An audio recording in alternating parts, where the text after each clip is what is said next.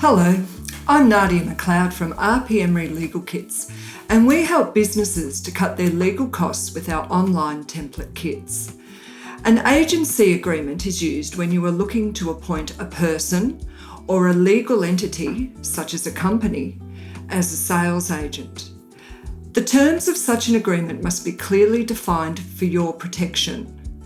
Because a principal-agency relationship carries with it a number of implied responsibilities and rights at law, you must eliminate the possibility of surprises and protect yourself properly. If you're planning to appoint an agent, download the RP Emery Agency Agreement and follow the instructions. If the relationship is based on commission only, the agency agreement is the one you need. However, if the agency is required to buy products to on-sell at a profit, then you will need to download the distribution agreement and follow those instructions. This document protects the supplier and the distributor.